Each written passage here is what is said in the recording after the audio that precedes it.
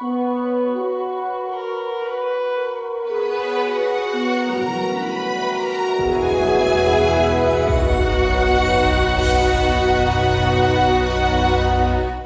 време кога етикетите се лепат побрзо од фактите, кога духовноста често се исмева, јавните личности се осудуваат без да бидат слушнати.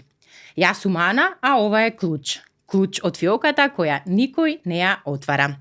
Денеска сум заедно со човек кој за некого е духовен лидер, за некого психолог, контраверзен, а за многумина конкретна помош во било кое време на најтешките моменти. Магистер по клиничка и советодавна психологија, магистер по кинезитерапија, епископ и пастор во Христијанската црква Блага Вест во Република Македонија, која што е дел од меѓународната организација на Црква Божја со седиште во Кливленд, Тенези и е една од 197 членки ширум светот. Основач на Елан, Центарот за терапија и едукација, автор на повеќе од 40 книги со духовна содржина кои што се преведувани и на разни јазици, создател на 15 музички албуми со современа духовна музика, сопруг и татко на 4 деца, но кој е всушност тој кој навистина е Константин Кајшаров. Како сте за почеток и како се чувствувате? Здраво, Ана, јас сум добро. Поздрав до сите кои што го следат твојот подкаст. Интересна најава и ти благодарам за сето она што го спомна. Каде сте до сега? Бевте многу повеќе активен по медиумите, но еден период на затишје, што се случуваше во меѓувреме со вас? Па се случуваше животот, а во смисла се посветив на едукација, како што спомна во најавата. Освен магистратурата по кинезитерапија, потоа магистратура по клиничка психологија и после тоа моментално еве сме заедно со сопругата на магистерски студии на Американски престижен универзитет по теолошки науки. Во меѓувреме, 4 деца, снимање песни, пишување книги и различни други активности кои што нормално се дел од секојдневието. Меѓутоа, живеам динамично, сепак радосно и благословено. Прекрасно. Да. Имате своја ординација. Тоа е Елан, Институт за ревитализација и благосостојба, но каде што всушност си работите по вашата струка години наназад, но сепак и покрај тоа луѓето ве знаат многу повеќе во духовноста. Да. Ве знаат како исцелител, па како почна всушност вашата приказна? Па мојата приказна почна од моја многу мала возраст. Бев различен од другите деца, имав малку поголема сензитивност во однос на тоа како ги доживувам другите луѓе. За да појаснам малку повеќе на гледачите, имав нешто што не можев да го објаснам и моите родители не знаеа како да ме насочат, бидејќи стануваше збор за визии, стануваше збор за информации, кој што ги знаев за луѓето со кои што бев во директен контакт. И тоа во почетокот беше многу интересно, бидејќи луѓето се изненадуваа. Потоа ме сметаа дека сум видовит, потоа дека имам врели раце, бидејќи имав интенција, имав намера да ги допирам луѓето и со тоа им беше подобро. И некако желбата за да помагам на луѓето порасна во мене. И тоа беше иницијатива за да потоа продолжам во физиотерапија, односно кинезитерапија во Бугарија, каде што заврши факултет и потоа и магистрирав, а подосна и психологијата што ја спомнавме, бидејќи и едната магистратура и другата како образование ми дадоа само една да видам една друга перспектива, да развијам еден похолистички пристап во однос кон луѓето. И ден денес како го работам во Елан, во нашиот центар за едукација и терапија, мојата задача со клиентите е да влезе малку подлабоко во нивната суштина. Бидејќи знаете како, ако умот не размислува добро, ако размислува со негативни мисли или ако човекот доживува негативни емоции, тоа се одразува и на физичкото тело. Секоја мисла што ја доживуваме во себе си и секоја емоција што ја преживуваме влијае на физиологијата на физичкото тело. се случува нешто. И многу често, кога луѓето имаат ограничувачки верувања, кога имаат негативни мисли и токсични емоции, тоа во нив се одразува дали со емоционална блокада, дали со блокада на некој зглоб или некој тип на некој дел од физичкото тело. И мојата цел е фактички да ги заедно со клиентот да ги преобразиме, прво да ги идентификуваме, а потоа да ги преобразиме тие ограничувачки верувања и да ги замениме со позитивни. Кога човекот позитивно верува, кога позитивна мисла генерира, кога има позитивна емоција, тогаш се чувствува покомфортно во своето тело и телото е живахно. Едноставно во него се буди сила за да може да се раздвижи, да се придвижи и така натаму. Многу пати луѓе доаѓаат со проблеми со рбетен столб и некои дискосхерни и дископати, меѓутоа разговараме, имаме конзултација без да приложиме нешто физикална терапија и потоа на крајот излегуваат веќе како да биле на третман со физикална терапија. Зошто го истакнувам ова? Бидејќи зборот, утехата, да се ислуша човечката душа е исто така една терапија која што е многу важна и побитна. Би рекол многу поважна отколку физичкото тело, бидејќи и модринка да е на телото, брзо ќе се заборави, ќе помине, но доколку станува збор за траума, одредено искуство кое што е болно, навреда, отфрленост, страф и слично, сето тоа мора малку подлабоко да се работи, а највеќе во системот на личните уверувања. Така. Порано пеевте и поп музика. Да. Имате записи од вашите настапи на Макфест, на Охридски трубадури, во Босна, Еврофест. Што се случи? Зошто ве нема сега повеќе на поп сцената? Интересно е прашањето, меѓутоа морам да бидам тука веќе искрен. Јас мојот живот го живеев како сите ние што го живееме, имав една голема желба да бидам пеач, бидејќи сум драмски тенор и убаво зачекорив во таа сфера во поп музиката, меѓутоа веќе тоа не соодветствува со она со кое што јас веќе верувам, она во кое што јас верувам. Кај нас, на нашите простори, а и воопшто на светската сцена, во поп песните највеќе се опева земската љубов, или се опева некое негативно искуство, прељуба, ме остави и слично, или од друга страна се опева копнежот за одредена љубов, за одредена личност. Според мене сето тоа е минливо и некако нема смисла, не наоѓав смисла во тоа да ја опевам таа љубов или да пеам песни кои што не ги доживувам. Таква е поп сцената, меѓутоа морам ова да го поврзам со едно мое искуство од минатото. Имено во 2012 година патувавме во Израел заедно со сопругата која што тогаш ми беше девојка и со 60 други луѓе кои што сакаа да одат во светата земја на поклонение. И јас ја предводев таа група, меѓутоа она што таму се случи, тоа искуство кое што јас таму го доживеав како духовно искуство, ми ја раздрама душата и некако почна во мене да се буди прашањето кој сум јас, што сакам јас во животот и што сакам да оставам во ова мое постоење. Дотогаш, ќе споменам, меѓутоа дотогаш јас пливав во едни други води, во едни други учења, но кога бев веќе во Израел, тоа некако остави трага во мене и се вративме овде во Македонија на 16 март, јас доживеав богојавление. Односно, за да појаснам, иако вака звучи чудно кога се зборува, меѓутоа, јас не бев под влијание на некаква религиозна пропаганда, не бев нешто посветен во комуникација со луѓе кои што се евангелисти или методисти или да речеме некој од православна црква, немав такви влијанија. Но на кое што мене ми се случи на 16 март беше средба со Господ Исус Христос и тоа беше на еден неочекуван начин, кога јас се соочував со бура на негативни мисли, кога мислев дека животот веќе нема некоја посебна смисла за мене. Во еден таков момент на агонија на мојата душа се случи надприродно искуство и во таа средба со Христос добив конкретни насоки за тоа како треба да го живеам мојот живот и што е смислата на моето постоење.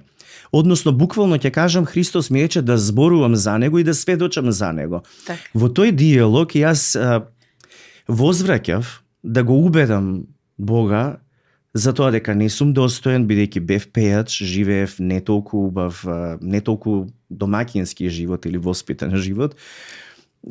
Се соочував со различни ситуации, исто така бев во други учења кои што се погрешни според Свето писмо и некако во себе тоа знаев дека не оди заедно со Бога. И во тоа реплицирање на неговиот указ упорно ми даде таква насока да продолжам да сведочам за него. Не знаев што тоа значи. Меѓутоа, од тој момент, од тој датум, јас искусив нешто што беше фактички промена на целиот мој живот, но и на мојот карактер. Тој момент го спомнувам бидејќи од тогаш јас започнав да живеам како нов човек, како новиот Константин. До тогаш и не знаев што тоа значи, меѓутоа Светото писмо укажува дека кога човек ќе поверува во Исуса Христа, го прими за свој Господ и Спасител, дека од тој момент станува новороден човек. Моето ново раѓање се случи по Божја иницијатива и Божја промисла на 16 март и од тогаш почнав нов живот. Нов живот, така. Каков е Христос? Јас не можам да опишувам нешто апстрактно, но сакам да истакнам дека тоа не е енергија, тоа не е нешто апстрактно, не е нешто кое што луѓето го замислуваат дека е, бидејќи ги слушам кога зборуваат, нели, кога споделуваат мислење за тоа каков е Бог. Моето искуство и она што јас го преживеав тогаш беше нешто посебно кое што не се објаснува со земски зборови. Христос е одраз на невидливиот Бог. И во неговото присуство јас почувствував и страв, но истовремено и љубов. Истовремено почувствував дека се знае за мене, дури се срамев, но истовремено неговата љубов ме лекува. Чудно беше тоа чувство, бидејќи обично кога си засрамен сакаш да избегаш, но во овој случај јас бев толку прилепен кон него и во неговото присуство искусив и исцелување, и искусив и благодат, и треперев, и плачев, и се соочував со нешто кое што не можев јас да го контролирам, немав гард, немав механизми да ги запрам солзите, не сакав, разобличен бев. А Христос каков е? Прекрасен, чудесен, возвишен. Јас го видов во сета, во онаа слава, во светлина зрачеше и беше блажен. И ме гледаш и рече: Константин, ти ќе зборуваш за мене. Преубаво. Да. А зошто е ова важно? Заради тоа што ме праша за пеењето. После таа средба, после такво едно искуство, не можеш веќе да пееш и да опеваш некои животни случки за некаква љубов или за нешто што поминува. Од тој момент мојата инспирација за песните и воопшто за да творам музика е верата во Господ Исус Христос и самото величие на неговата личност. Затоа и кога снимам нови песни, христијански, модерни, современи, тоа се песни кои што се лесни за слушање на слушателите, меѓутоа песни кои што ја поттикнуваат верата и кои што приближуваат кон Бога. Така, сега музиката е практично што ја пеете е молитва, терапија, служба. Убаво кажано, точно така, бидејќи тоа не се песни комерцијални, меѓутоа звучат лесно за современиот слушател, поттикнуваат терапевтски заради тоа што зборовите најчесто се користени од Светото писмо. Како молитва спомна, да, меѓутоа исто така да кажам, кога ние пееме за Бога, кога го фалиме, ние во таков момент го каниме да дојде во нашиот живот, да не исполни во сите аспекти нели на нашето постоење. И доколку тоа се прави искрено, не како караоке, но искрено од целото срце, навистина може да се искуси Божјото присуство. А во присуството на Бога не може да обстанат ниту злобни нешта, ниту болести, ниту негативни мисли.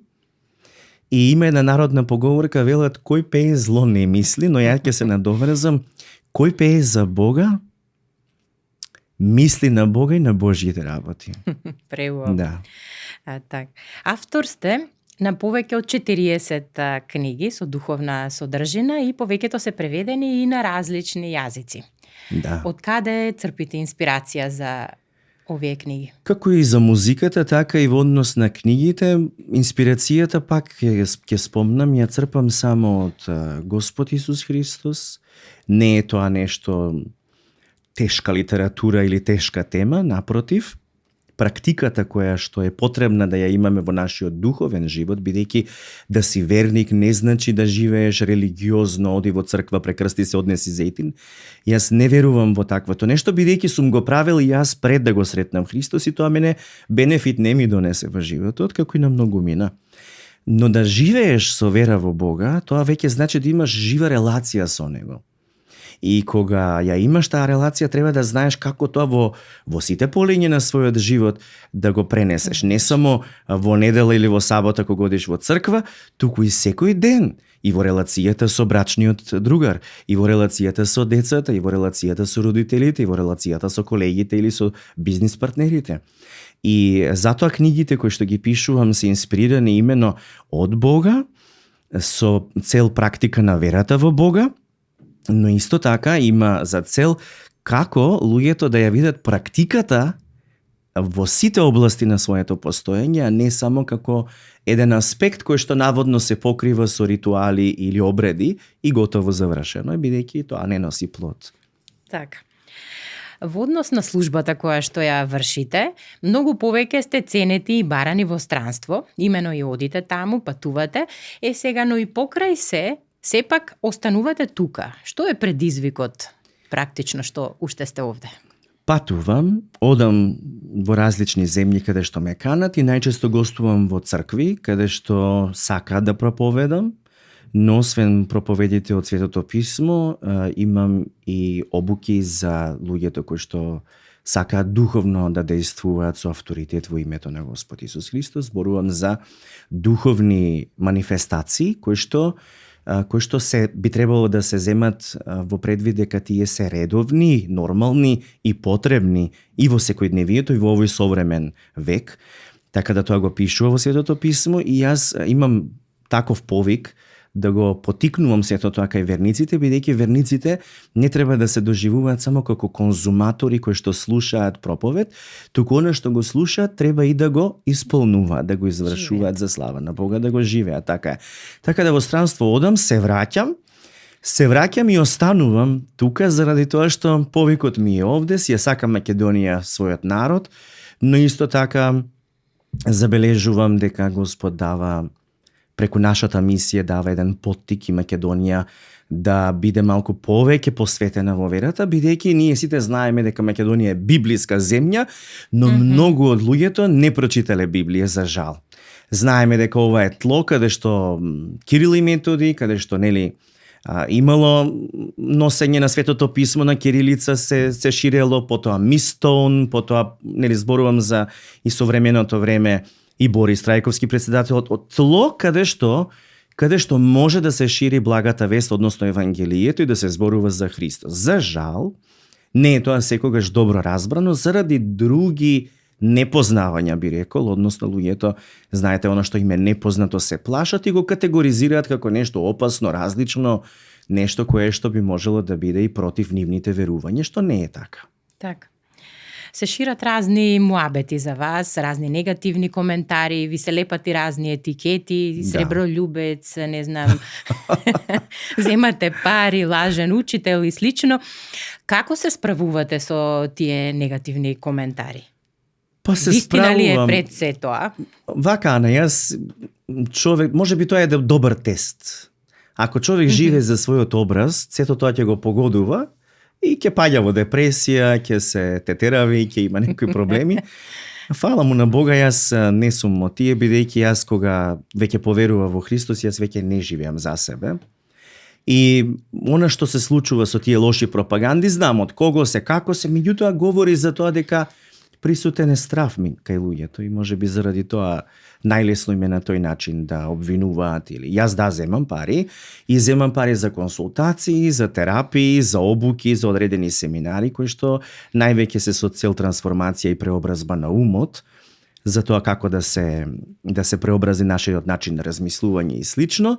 Меѓутоа, сум слушал и полоши од ова ти што спомна различни ситуации, меѓутоа сето она кое што е молитва за исцелување, ослободување на луѓето од демонски проблеми, ослободување од магиски влијанија, проклетства, крштевања, погреби, венчавки, сето тоа се обавува во нашата црква, Христијанска црква Блага вест во Република Македонија, која што, како спомна и во најавата, таа е дел од најстарата христијанска пентакостална заедница, односно деноминација, тоа е Црква Божја од Кливленд, Тенеси, и ние сме дел од тие 197 земји кои што се дел од тоа големо семејство, и ние сме тука членови исто така, но исто така и служители во оваа црква и во ова семејство. Не сум прогласен сам пастор и служител. 2013 година, заедно со мојата сопруга, бевме помазани за да бидеме пастори во христијанската црква од бугарски епископ, заедно и со еден друг евангелист од Израел, додека пред неколку години бевме исто така помазани за епископи на христијанската црква Блага вест во Република Македонија од страна на старешините на Црква Божја од Америка. Така да веќе сме интернационално признати, и како и да зборуваат за нас овдека, не е важно, бидејќи има многу факти кои што говорат за тоа што го работиме. Од друга страна, слушам јас и дека и секта и некои други зборови, секта е нешто што се одвива во тајно, како тајно општество, сокриено, нејасна доктрина и слично. Јас верувам во троединиот Бог, нашето учење е познато на сите, јавно го споделуваме и на интернет, и тука нема потреба од сите тие нешта, меѓутоа оние луѓе кои што се чувствуваат загрозени, или нивните заедници, кога се чувствуваат загрозени, мислат дека со обвинување или да речеме некого кога ќе го дисквалификуваш, кога ќе го омаловажиш, дека ќе падне интересот, нели, за луѓето да не одат таму и да некои, нели, своји интереси си имаат и пропаганди. Сме го виделе тоа, меѓутоа тоа не погодува, бидејќи сето тоа нема влијание. Она што Бог го врши и го прави, човекот и да не се согласува и да се согласува, Божјото ќе си се тера. Ако јас не сум, друг ќе биде, на Господ може да се избере Господ служители од кој сака и каков сака да биде.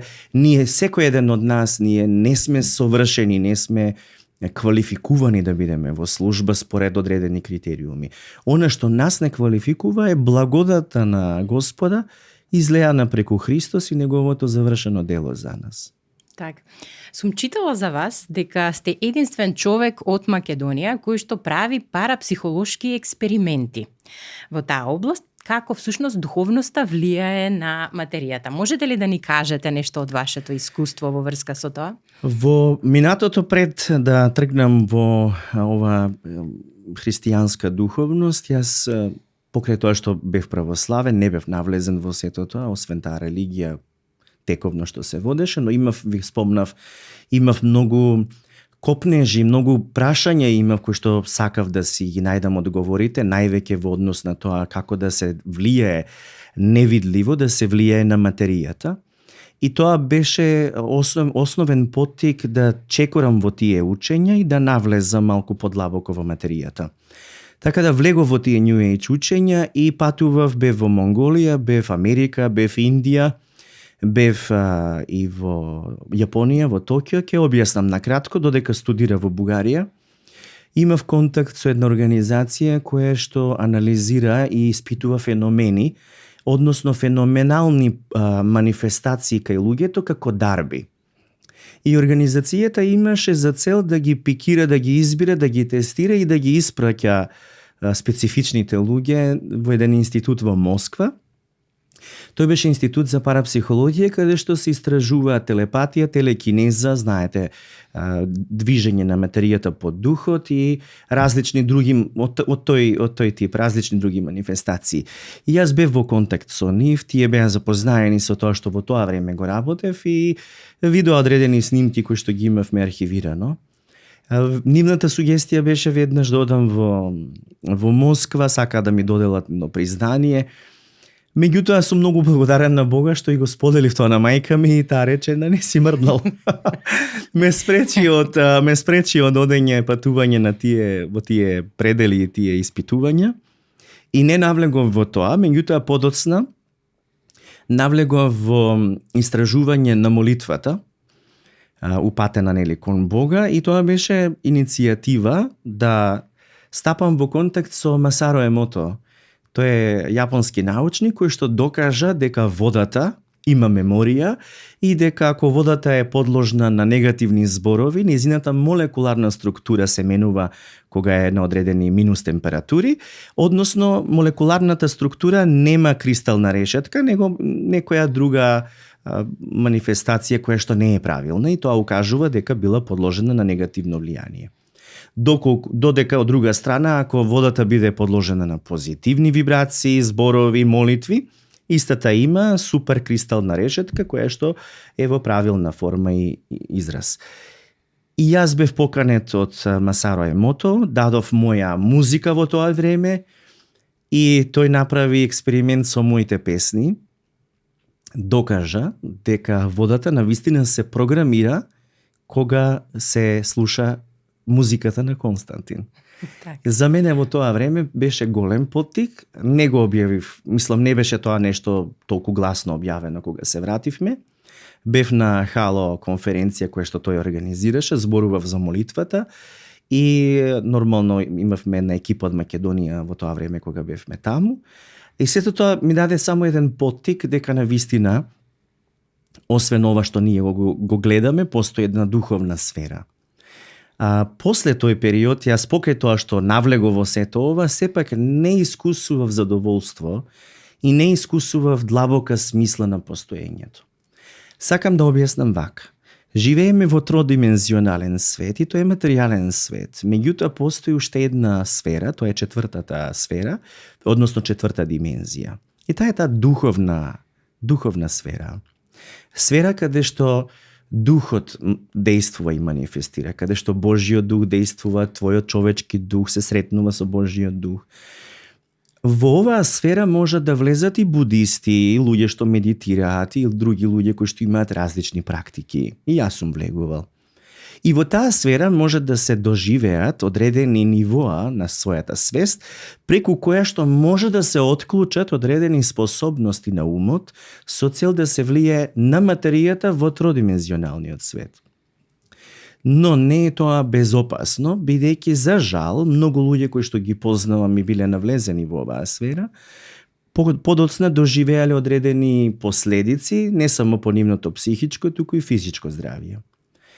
Јас имав исто така одредени проблеми, кои што ги собрав највеќе бидејќи оперирав таму незаштитен, но од кога имав средба со Христос, се што беше од тие експерименти, техники, медитации и така натаму, се прекинав, бидејќи ми беше страв, бидејќи сватив дека тоа не може таму така да се влегува и не бев веќе спремен за тоа да го искусувам одново и одново. Како се движев понатаму во заедништвото со Бога, јас не знаев накаде мене Бог ме води. Се молев дали треба јас сега да завршам теолошки факултет, да бидам свештеник, дали треба манастир да градам, нели, во наши услови така размислуваме. Но одговорот на молитвата беше дека има многу храмови, дека се празни, потребни се живи храмови во кои што неговиот дух ќе биде присутен. И видов визија како луѓето, има луѓе кои што чекорат на улица се празни и има луѓе кои што зрачат со светлина. И сватив дека станува збор за Божјиот свети дух. Тоа менторство од Бога не траеше кратко, него тоа е еден процес кој што нормално човекот во текот на животот го искусува, така и јас. И во тој процес кога веќе бев целосно посветен на Бога и кога веќе знаев да разликувам што е од Бога, што не е, што е од Свето писмо, што не е, веќе Светиот Дух ме поттикна да навлезам во таа духовна сфера одново и сега веќе оперирам и действувам во таа духовна сфера како и секој верник што може да действува во таа сфера со молитвата, но исто така со тоа и да направи промена на својата физичка реалност како и на своето физичко тело. Така да духот, нашиот дух, кој што е новороден во Христос, е заштитен. И тогаш и да се молите на Бога и да влезете во една сфера на пренесување на вашиот дух кон Бога, не треба да се плашите, бидејќи кога Бог е со вас, нема ништо против вас. Но треба да сте сигурни дека сте сврзани со Него. На еден убав начин кој што објаснет во Светото писмо. Доколку тоа е иницијатива на авантура некоја, чекај да пробам како е и што е, тогаш веќе има некои други последици. Опасно. Кога зборувам за четврта димензија, зборувам за Царството Божјо во нас. Кога ние изразуваме љубовта на Христос низ нас, ние го манифестираме тоа Царство Божјо. Таа е таа духовна сфера која што се изразува низ нас во физичко битие сме, меѓутоа изразуваме духовен аспект кој што препливува, ја допира сета сфера околу нас што не обкружува, и луѓе, и материја и слично. Длабока е оваа тема. Длабока тема, да. Сакам да ве навратам за ова што го спомнавте со експериментот со Масаро Емото. Ако нели научно е докажано дека музиката на Константин практично ја менува материјата, што значи тоа со човечкото тело кое што е повеќе од 70% вода? Секако дека има влијание и дека треба секој еден од нас да е свесен за тоа, меѓутоа јас не ставам многу акцент на тоа. Убаво е да се слушаат овие песни кои што сега ги снимаме, и веќе 15 албуми се снимени со современа христијанска музика, се слушаат во црковните средини и во Македонија и во Бугарија. Меѓутоа, би рекол, и тоа нека биде и поттик кај сите луѓе кои што гледаат, убавиот збор, нели знаеме, железни врати отвара. Меѓутоа, убавиот збор и е лек за душата. И убавиот збор кога ние го генерираме од нашата уста излегува, упатувајќи го кон друго лице, истовремено како е добро за другото лице, така е добро и за нас. И затоа ако ние научиме да говориме изградувачки зборови, позитивни зборови, духовни зборови, Светото писмо не учи токму на тоа, тогаш ние можеме да видиме чуда, бидејќи смртта и животот се во власта на јазикот. Така вели Светото писмо. Так. Што недостасува денеска, повеќе вера или повеќе зрелост кај луѓево? Кај луѓево денеска повеќе недостига љубов, би рекол. Бидејќи љубовта е клуч за сите нешто да се променат. Ако имаме љубов, тогаш го познаваме Бога пред се, и тогаш можеме да ја изразиме верата на вистински начин, но и надежта да ја пројавиме кон Бога. Без разлика на искуството, без разлика на науката, без разлика на тоа колкав ум и колку сме умни сите ние, мораме да сватиме дека кога се работи за љубовта, не е потребен ум, потребно е срце. И ако срцето наше е исполнето со Божјата љубов, тогаш ќе можеме да се сакаме едни со други, да се толерираме, да имаме разбирање едни за други. Кога некој спомна и ти, некој ме напаѓаат, тоа е тест и за нив. Јас тоа го гледам на тој начин. Ако се во вистинската духовност и ако вистински го познаваат Бога, основното нешто во изразот, дури кон некого кој не им се допаѓа или го негираат, нема да има омраза. Бидејќи љубовта дава начин да се зборува и да се каже своето мислење, покрај тоа што е различно од другиот, да се каже на начин кој што не ја урива личноста. Мене тоа не ме срушило заради тоа што ме држи Господ. Меѓутоа, знам други луѓе кои што пропаднале, доживеале бродолом во својот живот точно заради клетви, заради критики, заради омаловажување на нивната личност, без разлика дали од татко, мајка, нели, или брачен другар, или некој друг авторитет во нивниот живот. Затоа велам да научиме да зборуваме, бидејќи она што го исполнува срцето, тоа излегува и од устата. Ако нашето срце е полно со љубов, тогаш ќе излегуваат и такви зборови, но ако во нашето срце имаме чемер, имаме завист, имаме горчина, тогаш и устата така ќе зборува. Ако сакате да видите човекот каков е во неговото срце, слушнете што зборува. Што зборува. Така е. На што ги учите луѓето во христијанската вера? Па основно што треба да се поучува во христијанската вера е Евангелието за Христос. Тоа е Евангелие на благодата. Знаете, благодат е милост на Господа, која што не се заработува, и секој од нас ја прима по негова милост, како дар. И никој од луѓето не може да се спаси со добри дела, гледам околу мене сакаат своите гревови да се ги покријат со тоа што ќе донираат одредена сума во некој храм. На тој начин, ако се чистеа гревовите, Христос не ни требаше да доаѓа. Но за жал не може ниту со добар живот, религиозен, со обреди, ритуали, не може на тој начин да се исчистат гревовите, не може со добри дела и заложби, не може со потпирање на своите сили, на своите способности, не можеш така да се оправдаш пред Бога и да се спасиш. Единствен начин како може човек да се спаси е со вера во Господ Исус Христос, во она што тој го стори за сите нас. Основната порака на Евангелието е токму таа, дека Господ толку го возлюби овој свет, што си го даде својот единствен син Исус Христос, за секој што ќе поверува во него да не загине, туку да прими вечен живот. Благодата токму тука се пројавува, да осознаеш дека Бог те сака. Ти си грешна, јас сум грешен, но кога го примаме Христос и осознавајќи колку мене и тебе Господ не сака, нашата природа се променува. Бидејќи сето она што беше старо, грешно, заминува и во Христос се обновува, се станува ново. Кога јас знам дека сум во Христос ново создание, тоа значи дека мојот идентитет се променува. Не се доживувам веќе како грешка, не се доживувам како неспособен, како слаб, како нестабилен или како што ме доживувале родителите или општеството околу мене додека сум растел. Туку се доживувам како Божјо дете, кое што е сакано од Бога. Тука веќе се променуваат верувањата. Јас осознавам дека Господ ме сака и таа благодат во мене работи на начин што дури кога сум слаб, со Бога сум силен. И тоа веќе говори за таа благодат и тоа е основа на христијанството. Многу пати луѓето имаат уверување дека се толку грешни што се непоправливи и се препуштаат на гревот, но кога во Христос се вкусува колку Бог е добар и благ, тогаш веќе гревот нема од што да се храни.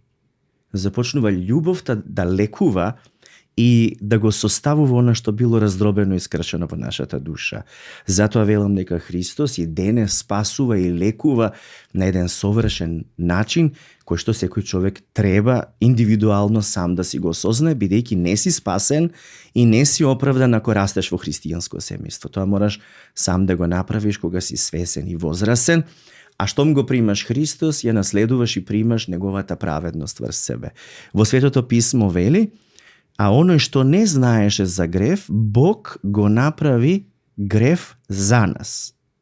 Христос немаше грев, но стана грев за нас, за ние вели да се стекнеме со праведност преку него по милоста на Бога. Го пишува тоа од апостол Павле во 2 Коринтијани 5 глава 21 стих. Може и да си прочитаат оние кои што следат и кои што читат Свето писмо. Преубаво. Да. Веќе сме при крај, навистина ми беше многу мило, зборевме за работи кои што верувам ќе бидат од интерес за сите кои што го гледаат овој подкаст. Јас на крај уште што можам да кажам на сето ова,